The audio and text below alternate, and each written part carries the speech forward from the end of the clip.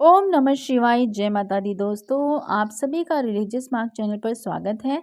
और अब इस वीडियो में मैं आपको जानकारी दूंगी कि प्रदोष व्रत 25 को रखना है और ये कितनी तिथि को शुरू हो रहा है और इसमें जो शुभ मुहूर्त बन रहे हैं, शुभ योग बन रहे हैं, वह क्या है। और प्रदोष काल के जो हम शाम को पूजा करते हैं उसका समय क्या है। और इस वीडियो में आपको शनि प्रदोष व्रत की कथा भी सुनाई जाएगी, तो इस वीडियो को पूरा ज़रूर देखिए और लाइक ज़रूर कीजिएगा। तो दोस्तों, कार्तिक मास की शुक्ल पक्ष त्रयोदशी तिथि प्रारंभ हो रही है 24 नवंबर शुक्रवार को शाम 7:08 से और त्रयोदशी तिथि समाप्त होगी 25 नवंबर शनिवार के दिन शाम को 5:22 तक। तो शनि प्रदोष व्रत 25 नवंबर शनिवार को रखा जाएगा। सूर्योदय का जो समय है वह सुबह 6:51 से है और सूर्य अस्त का जो समय है वह 5:36 तक है। और ऐसे में हमें अश्विनी नक्षत्र दोपहर 2:55 पर मिल रहा है। उसके बाद से भरणी नक्षत्र शुरू हो जाएगा। अश्विनी नक्षत्र और भरणी नक्षत्र दोनों ही बहुत ही शुभ नक्षत्र होते हैं। इसमें अगर आप व्रत रखना चाहें तो वह भी रख सकते हैं। दोस्तों, अगला है राहु काल। राहु काल में हमें कोई भी शुभ कार्य नहीं करना चाहिए। पूजा पाठ का जो है होता है कार्य हमें नहीं करना चाहिए और शुभ कार्य करने से बचना चाहिए। किसी भी अच्छी शुभ कार्य की हमें शुरुआत नहीं करनी चाहिए। तो राहु काल भी आप नोट कर लीजिए। यह शुरू हो रहा है 9 बजे से लेकर 10:30 तक। और कार्तिक मास शुक्ल पक्ष 25 नवंबर 2023 शनिवार को है। और प्रदोष काल का जो समय है वह शाम की पूजा का जो समय रहेगा 25 नवंबर को वो है 4:51 से 6:21 तक। तो दोस्तों, आप इस शुभ मुहूर्त में शिव परिवार की पूजा कर सकते हैं प्रदोष काल में। और आपने किस प्रकार से करना होता है। अगर आप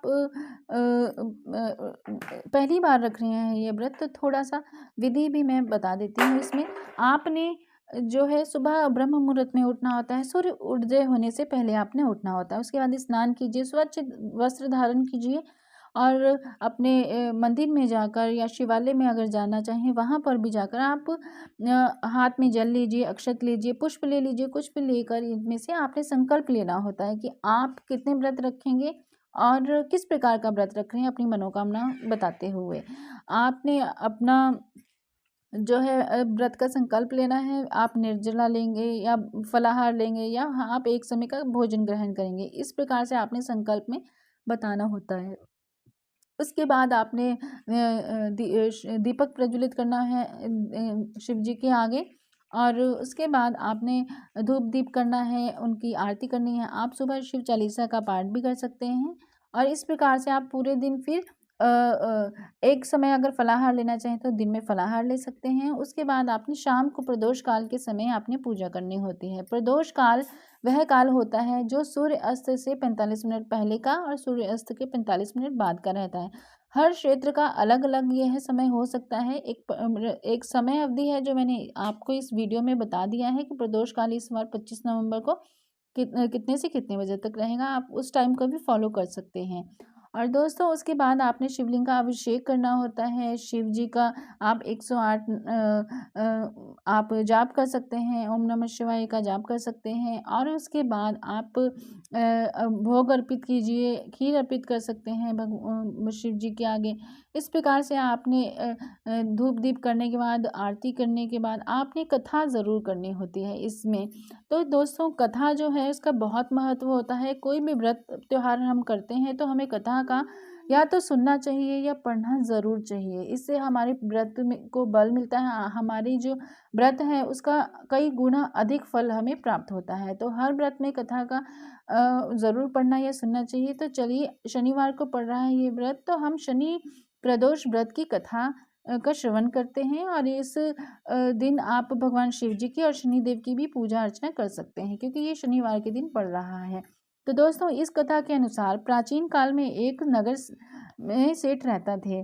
सेठ जी के घर में हर प्रकार की सुख सुविधाएं थी, लेकिन संतान नहीं होने के कारण सेठ और सेठानी हमेशा दुखी रहते थे। काफी सोच विचार करने पर सेठ जी ने अपना काम नौकरों को सौंप दिया और खुद सेठानी के साथ तीर्थ यात्रा पर निकल पड़े।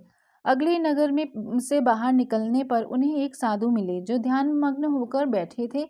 सेठ जी ने सोचा क्यों ना साधु से आशीर्वाद लेकर आगे की यात्रा जाएं। सेठ और सेठानी साधु के निकट बैठ गए। साधु ने जब आंखें खोली तो उन्हें ज्ञात हुआ कि सेठ और सेठानी काफी समय से आशीर्वाद की प्रतीक्षा में बैठे हुए हैं। तो साधु ने सेठ और सेठानी से कहा कि मैं तुम्हारे दुख को जानता हूँ, तुम शनि प्रदोष व्रत को करो, इससे तुम्हें संतान सुख की प्राप्ति होगी। और साधु ने सेठ सेठानी प्रदोष व्रत की विधि भी बताई और शंकर भगवान की निम्न वंदना भी बताई। हे रुद्रदेव शिव नमस्कार, शिव शंकर जग गुरु नमस्कार, हे नीलकंठ सुर नमस्कार, शशि मौली चंद्र सुख नमस्कार, हे उमाकांत सुधी नमस्कार, उग्रत्व रूप मन नमस्कार, ईशान ईश प्रभु नमस्कार, विश्वेश्वर प्रभु शिव नमस्कार। इस प्रकार से वंदना करते हुए साधु जी ने उन्हें बताया कि दोनों साधु से बताया उन्हें विधि, और उस फिर दोनों साधु से आशीर्वाद लेकर तीर्थ यात्रा के लिए आगे चल पड़े। तीर्थ यात्रा से लौटने के बाद सेठ और सेठानी ने मिलकर शनि प्रदोष का व्रत किया। उसके प्रभाव से उनके घर में एक सुंदर पुत्र का जन्म हुआ और खुशियों से उनका जीवन भर गया।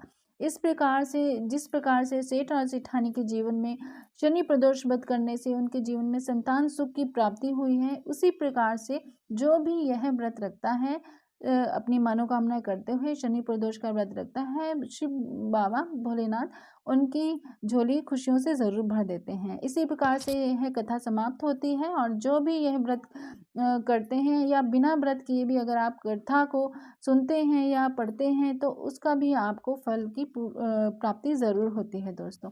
तो इस वीडियो को आप औरों के साथ भी शेयर कर सकते हैं और पुण्य की वृद्धि कर सकते हैं अपने जीवन में। और वीडियो को लाइक करके अपने इस चैनल को सब्सक्राइब कीजिए और बेल आइकन ज़रूर प्रेस कीजिए। और सभी पर भोलेनाथ माता जी की कृपा सदैव बनी रहे। ओम नमः शिवाय। जय माता दी।